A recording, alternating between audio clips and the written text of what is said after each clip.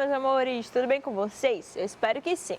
Eu sou a professora Débora, sou professora de Ciências do 7º ano e na aula de hoje nós vamos falar de um assunto que eu gosto muito, que é camada de ozônio, tá bom? Então pega seu caderno, pega sua caneta para anotar os principais pontos dessa aula e vamos lá para a aula comigo.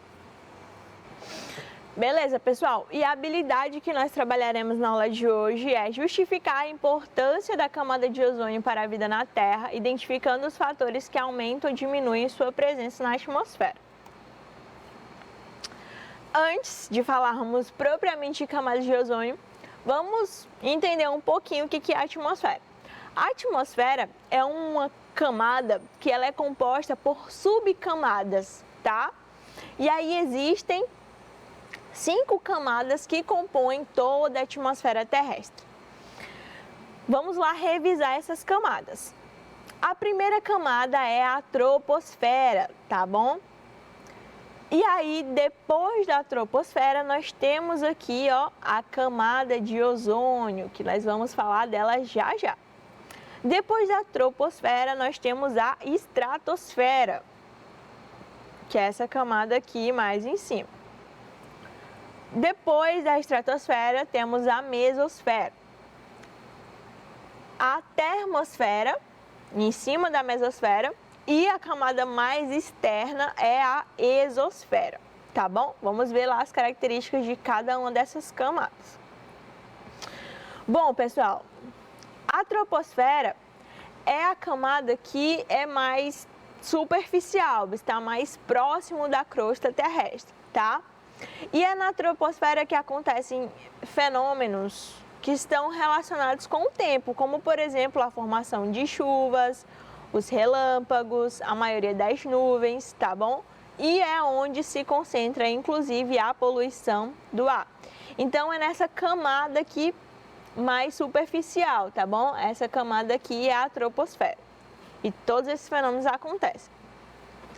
Então, nessa camada é que se concentra a maior parte dos gases que compõem o ar atmosférico, que é o que? Nitrogênio, oxigênio e gás carbônico, tá? E os outros gases.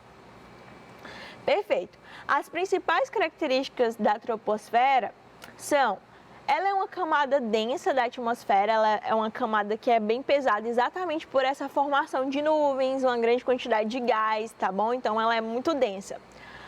Além disso, quanto maior a altitude dessa camada, menor é a temperatura. Como assim, professora? É só você perceber. Quando você está num lugar que é baixo, é quente, né? Aí quando, por exemplo, você sobe uma montanha, você vai para uma cidade que tem uma altitude maior, você sente um ventinho, né, mais frio. Então é exatamente por essa característica dessa camada da troposfera. Em baixa altitude é quente e em alta é frio, tá bom? Perfeito. E quanto maior a altitude, menor é a concentração de gases, tá bom? Pois a troposfera concentra aí 75% de todo o ar da atmosfera. Vocês já viram aquela historinha, por exemplo, de quando o jogador de futebol vai jogar em uma cidade que é alta? Que eles cansam mais facilmente, eles precisam passar por um período de adaptação? É exatamente por isso, tá, pessoal? Porque a quantidade, a concentração de gases, principalmente de oxigênio, que é o gás que nós utilizamos na nossa respiração, é baixa em maiores altitudes nessa camada da troposfera, tá certo? E é por isso que, por exemplo, quando os jogadores aqui do Brasil, que é um país que é baixo, vai jogar em ambientes que são altos, cidades que estão localizadas em lugares altos, eles precisam passar por essa adaptação. Beleza. E o nome da zona de transição entre a troposfera e a mesosfera é chamado de tropopausa, tá bom? Perfeito. Próxima camada é a estratosfera. A estratosfera é a segunda maior camada atmosférica do planeta e é onde se encontra a camada de ozônio. Olha só, nós vamos falar bastante de camada de ozônio, então guarde essa informação. A camada de ozônio está presente aí na estratosfera, tá bom?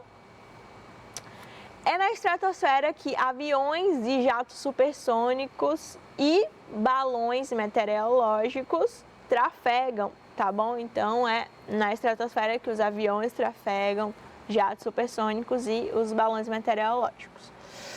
Beleza, e as principais características da estratosfera são: ela é formada 19% dos gases da atmosfera, tá? Então 19% dos gases de nitrogênio, oxigênio e os demais gases estão presentes na mesosfera. Porém, o gás ozônio está em maior quantidade do que o gás oxigênio, tá?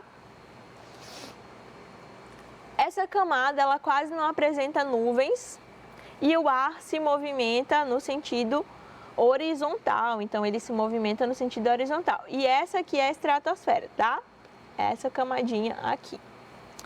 Perfeito. As moléculas de ozônio, elas conseguem absorver a luz ultravioleta do Sol e transformam em calor nessa camada. E a estratopausa é a zona de transição entre a estratosfera e a mesosfera. Beleza. E a próxima camada é exatamente a mesosfera. A mesosfera, ela é a camada mais fria da atmosfera, ela é muito fria. A temperatura lá chega a menos 90 graus Celsius, então é uma temperatura congelante, tá bom? E embora seja uma região um pouco estudada, sabe-se que a maioria dos meteoros que caem no nosso planeta são dissipados, são queimados lá nessa camada, na mesosfera. E aí tudo isso, devido à densidade dessa camada, isso faz com que os meteoros, eles desacelerem e ocorra o processo de combustão. E aí, sabe a estrela cadente, que você vê aquele risquinho? É exatamente esse fenômeno acontecendo, tá? Então, quando isso acontece, quando você vê uma estrela cadente, são esses meteoros se dissipando lá na mesosfera, tá bom? Perfeito. E as principais características da mesosfera são temperatura. A temperatura diminui com o aumento da altitude, tá? Já é uma camada que é fria, então quanto maior a altitude dessa camada, mais frio ainda. E os gases presentes na mesosfera são bem densos, e é isso que faz com que os meteoros se dissipem lá nessa camada. Há uma maior incidência dos raios ultravioletas provenientes do Sol, pois os gases se tornam cada vez mais rarefeitos. E o nome da zona de transição entre a mesosfera e a próxima camada, que é a termosfera, é a mesopausa, tá bom? Perfeito. E a próxima camada é a termosfera. A termosfera é uma camada que é relativamente quente e essa camada da atmosfera, ela consegue absorver radiação solar. E é isso que faz com que as temperaturas sejam elevadas. Tem um experimento muito engraçado que eu li em uma notícia, que uma certa empresa de macarrão instantâneo colocou o macarrão instantâneo dentro de um foguete e lançou na atmosfera. E aí, esse macarrão instantâneo primeiramente foi congelado, porque ele passou pela mesosfera, e a mesosfera é extremamente fria, congelante, e depois lá na termosfera fez com que o macarrão instantâneo fosse cozinhado e depois esse foguete voltou. É muito interessante, tá bom? Vocês depois pesquisem lá no Google para vocês lerem, se vocês tiverem essa curiosidade. Bom, mas voltando a falar sobre a termosfera, né? Além dela ser muito quente, porque ela absorve a radiação solar, não existe um limite que é definido, bem definido, entre a termosfera e a próxima camada, que é a exosfera. Tá bom? Então, ela é uma camada que é mais extensa, ela é uma camada bem extensa. Olha só onde a termosfera está localizada, beleza? Então, ela é uma camada relativamente extensa. E é nessa camada que ocorre o fenômeno de aurora boreal, que acontece no hemisfério norte, e a aurora austral, que acontece no hemisfério sul. É um fenômeno lindíssimo, onde há uma variação de cores, isso exatamente por essa absorção de ondas de radiação que acontece nessa camada. Então, é um espetáculo da natureza, lindíssimo. Então, é na termosfera que acontece aí a aurora boreal ou a aurora austral. Por fim, nós temos a exosfera, tá? A exosfera, como o próprio nome já diz, é a camada mais externa da atmosfera. Essa camada aqui mais superior, tá? Onde os satélites são lançados. E essa camada é formada basicamente por hidrogênio e hélio. São os principais gases que estão presentes na exosfera. A temperatura lá é bem alta também, em torno de 1000 graus Celsius. E o ar é bastante rarefeito.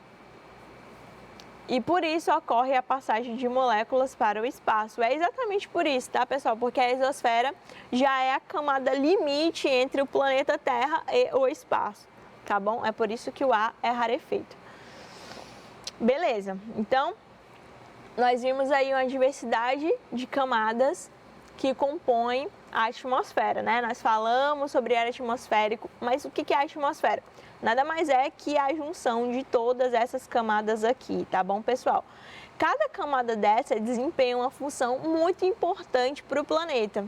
Faz com que o planeta esteja em equilíbrio, tá? Formação de chuvas, a intensidade de radiação solar, se está para mais ou se está para menos. Todas essas camadas, elas têm uma função, beleza? Só que eu não vou especificar tanto essas funções dessas camadas, porque o nosso objetivo é aprender sobre a camada de ozônio que está presente lá na mesosfera. Qual que é a importância da camada de ozônio, tá bom? E é isso que nós iremos aprender na aula de hoje. Mas primeiramente, antes de falarmos de camada de ozônio, o que é o ozônio? Bom, o ozônio, ele tem essa representação aqui dessa molécula que está aparecendo para vocês. São 3 oxigênios ligados, 1, 2, 3, tá bom? E na superfície terrestre, o ozônio, ele é altamente tóxico, ele é muito tóxico e contribui para agravar a poluição das cidades, agravar os problemas respiratórios das pessoas e provocar chuva ácida, tá bom? Então, aqui na superfície terrestre, o ozônio é tóxico aos seres vivos, tá bom? Porém, em altas altitudes, lá na estratosfera, na mesosfera, que é entre 25 e 30 quilômetros acima da superfície, o ozônio, ele funciona como um filtro, tá? Ele é literalmente um filtro, mostrando aqui a camada de ozônio em volta da Terra. O ozônio, pessoal, ele é capaz de filtrar os raios solares, tá bom? E aí, parte desses raios solares que são lançados, se não existisse a camada de ozônio, e isso traria um prejuízo muito grande, porque a intensidade de raio solar seria muito alta, aqui na Terra seria muito quente, as pessoas teriam muitos problemas de pele, então seria um problemão, tá bom? Porém, com a camada de ozônio, essa camada que está presente lá na mesosfera, esse ozônio consegue filtrar esses raios. Então, não é todo raio que vai passar aqui para a Terra, tá? Parte desses raios, eles voltam para a atmosfera ou eles são literalmente filtrados, diminui a intensidade deles. Isso mantém esse equilíbrio dessa intensidade solar que nós temos aqui na Terra, tá bom? Sem a camada de ozônio, os raios ultravioletas poderiam aniquilar todas as formas de vida do planeta, tá? Exatamente porque eles são muito intensos e são muito perigosos, tá bom? Então, a camada de ozônio protege os animais, as plantas e os seres humanos dos raios ultravioletas que são emitidos pelo Sol. Então, é essa a função da camada de ozônio, de proteção, tá? Exatamente porque ela funciona como esse filtro, que literalmente filtra os raios ultravioletas. Bom, então como eu falei para vocês, a importância dela é impedir com que as radiações ultravioletas atinjam a superfície terrestre, tá? Porque se a radiação ultravioleta atingir a superfície terrestre da forma intensa como ela é, sem esse filtro da camada de ozônio, diversos danos seriam gerados para os seres vivos, como, por exemplo, o desenvolvimento de câncer de pele, tá bom? Uma das problemáticas envolvidas no câncer de pele é a intensidade de raio solar. Então, se não existisse a camada de ozônio, para filtrar essa intensidade, a intensidade seria triplicada e aí as pessoas teriam mais câncer de pele seria mais comum o câncer de pele nas pessoas. Bom, além disso, teria o aumento da frequência do vírus da herpes, tá? Em indivíduos que teriam contraído essa doença, desenvolvendo lesões que são bastante características dessa doença, que são inclusive lesões que são epidérmicas, lesões de pele. Então, mais um agravamento. Além disso, também, se não existisse a camada de ozônio, um outro dano provocado seria a cegueira, tá bom? Pelo aumento da catarata em indivíduos com tendência de desenvolvê-lo.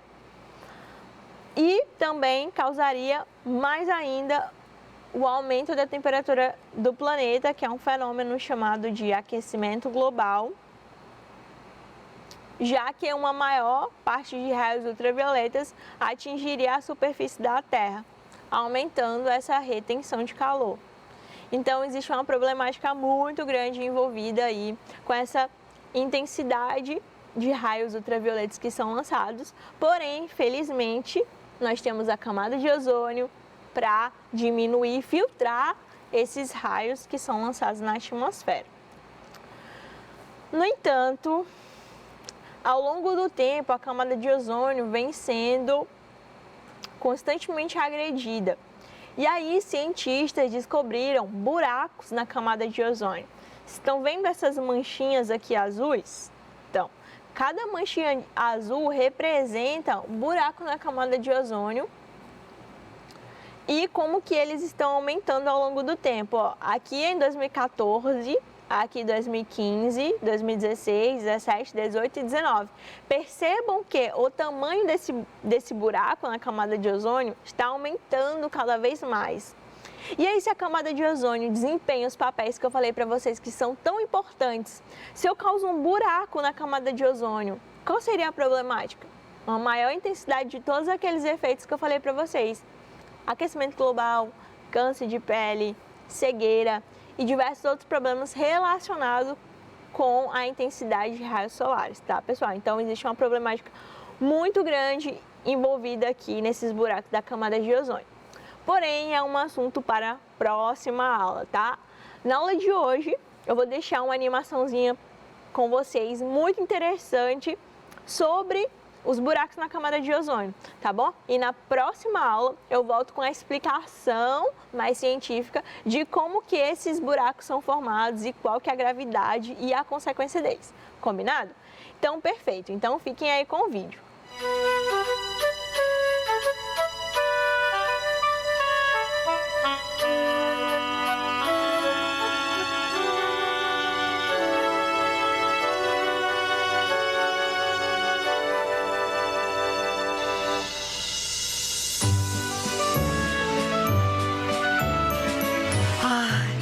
Havia um tempo que o calor da manhã enchia este meu velho corpo de alegria.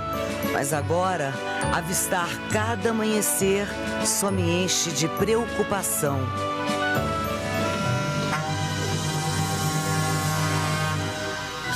O Sol é um caldeirão de gases quentes. Por mais de 4,5 bilhões de anos, o calor do Sol nos mantém vivos. Mas junto com esse calor, há um perigo escondido. Raios ultravioletas mortais que destroem toda forma de vida no planeta.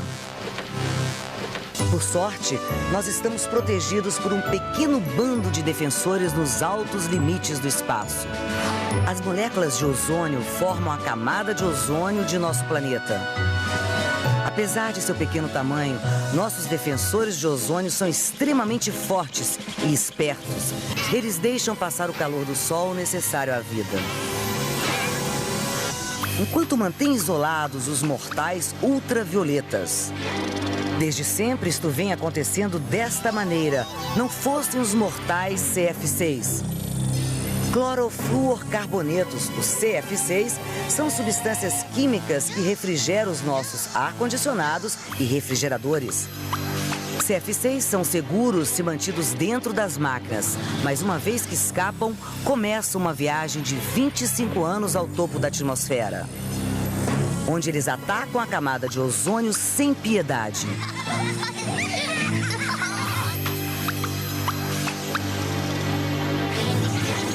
E uma vez que as moléculas têm de brigar ao mesmo tempo com os ultravioletas e os CF6, é apenas uma questão de tempo até a camada de ozônio enfraquecer e ser quebrada.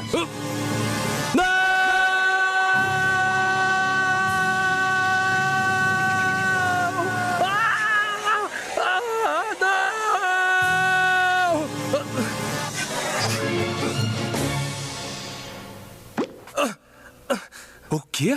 Quem? Quem é você? Alberta Albatroz, meu pequeno amigo. E quem seria você? Ozzy Ozônio. Prazer em conhecê-la, senhora. Mas conte-me, o que está acontecendo na Terra? Por que eu não te mostro? As substâncias químicas que atacaram vocês são os CF6. Eles têm sido usados em máquinas na Terra por mais de 50 anos e são bastante seguros até serem deixados vazar. Quando as nações desenvolvidas perceberam que essas substâncias químicas eram perigosas, elas as substituíram por outros produtos, amigos do ozônio. Mas alguns países ainda persistem nos velhos maus hábitos. Pesticidas como o brometo de metila podem ser tão perigosos quanto os CF6. E as indústrias não são as únicas culpadas.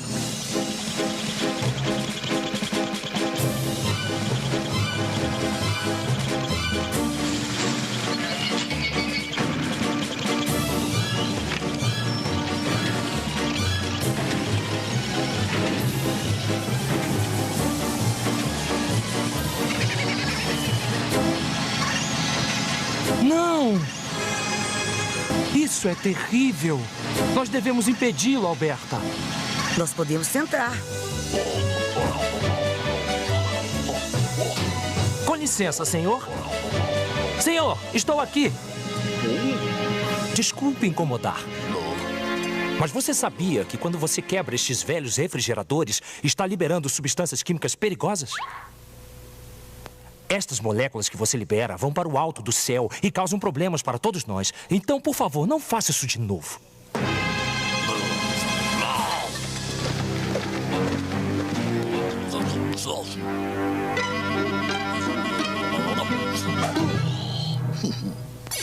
Guerreiros e ultravioletas estão descendo.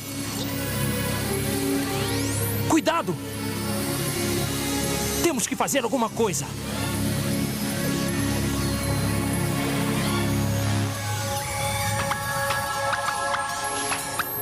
Por favor, não tenha medo. Nós só queremos protegê-lo.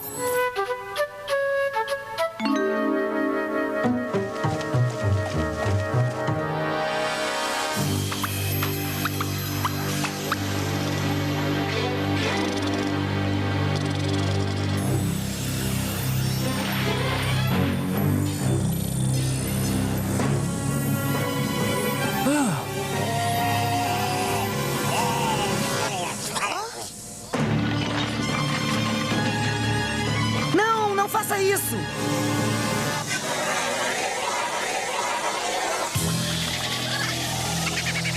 Alguns extintores de incêndio usam moléculas de halões que também atacam a camada de ozônio.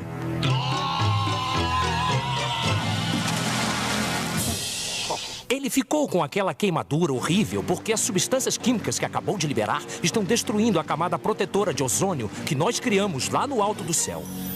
E não são apenas queimaduras que nós tentamos prevenir.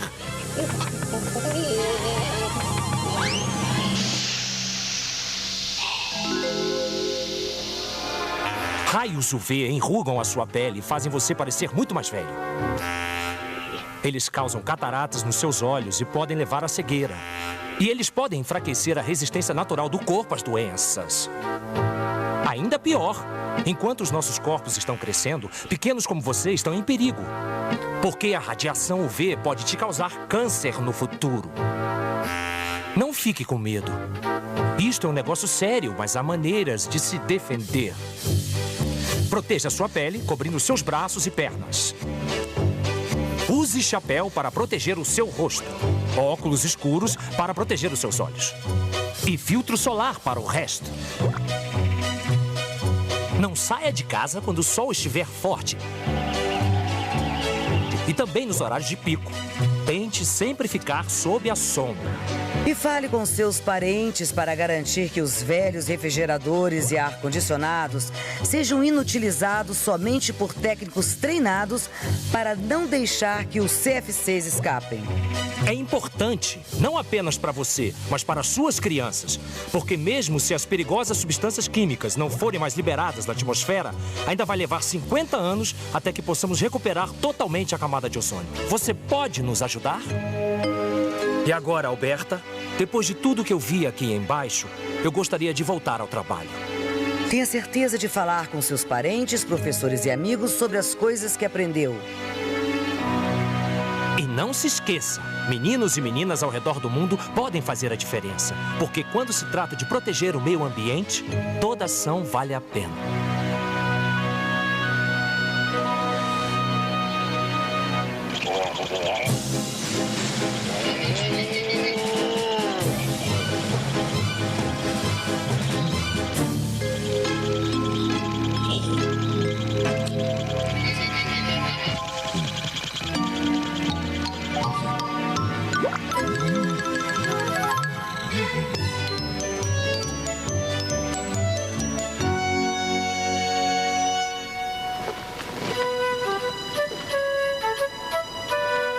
Obrigado por tudo, Alberta.